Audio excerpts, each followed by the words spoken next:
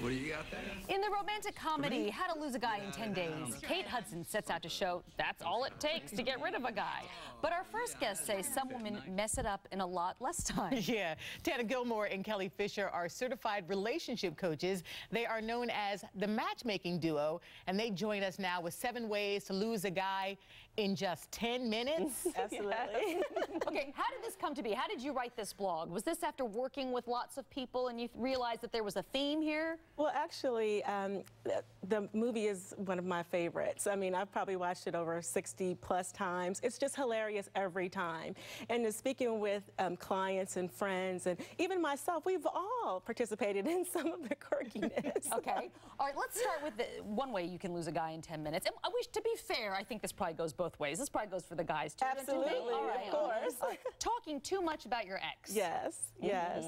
Well, actually, men want to be the focus on your mind. They don't want you to, just talk about your ex all the time. It sends a message that, you haven't healed from the previous relationship and, and that maybe you may be scorned. And so a lot of times they just say, you know what? It sends an immediate red flag. So you're talking maybe in the initial stages of dating? dating. In the initial stages, yes. Okay. This is for dating in the initial stages. Okay. Okay, then Kelly, I guess you don't look like the fun girl if you spend the entire date complaining. No, because when we were talking about this blog, I mean, men are natural fixers.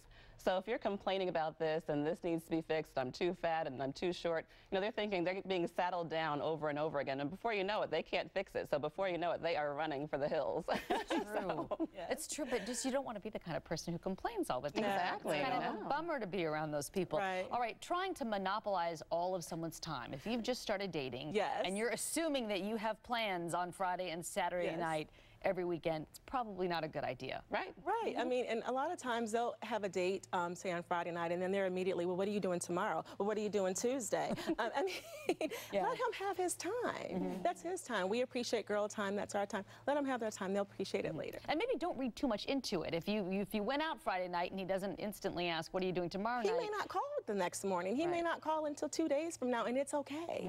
It doesn't mean that he's not interested. And give him his space. He'll appreciate it. Absolutely. Certainly. Okay, what about when it comes to our beliefs?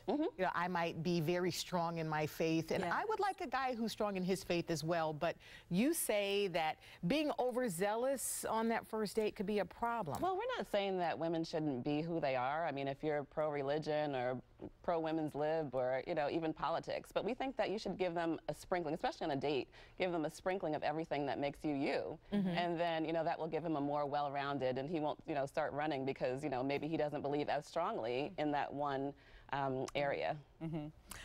You mentioned this a little bit ago, Kelly, when we were talking about complaining. It kind of falls under that umbrella. But if you're always talking about your weight or your flaws, it's not sexy. Not at all. Not at all. And, that's so funny because men don't care how many rolls you have on your back. They don't care. They don't care if you can see the cellulite through the slacks that you have on.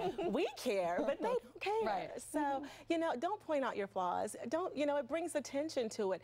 Men appreciate confident women, no matter the size at all. So they love a confident woman. So just focus on confidence.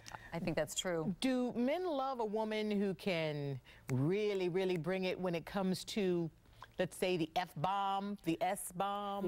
No, it doesn't. Don't be a potty mouth. Is what Right, you're saying. exactly. Don't be a potty mouth. No, I mean, they don't like women who come and they're cursing like a sailor. I mean, even it doesn't matter how poised you are, how dressed, your makeup is flawless. They don't want to have someone who's coming there and you're immediately moved to the friend category. So a lot of women come to us and say, why are we in the friend zone? You're in the friend zone because you have presented yourself that way. So if you want to be treated like a lady, act like one. Right? This is a good tip. Also, you say being a gossip girl. Yes. That's another way to lose a guy. Absolutely. If you're gossiping and telling everybody's business at work or other friends' relationships, the first thing he's going to think, well, I wonder what she's shared with, about us. So absolutely not. Just don't talk about anybody else's business. Focus on your own relationship. Yeah, I mean, you want them to feel comfortable in sharing even their intimate secrets with you, so they're not going to do that if you continue to gossip. Absolutely. And it allows them to let their guard down. It's true. TheMatchmakingDuo.com, that is their website, TheMatchmakingDuo.com. Tana and Kelly, thank you so much. Thank you for having us. Great It's been a pleasure. You're great. Thank you for coming today.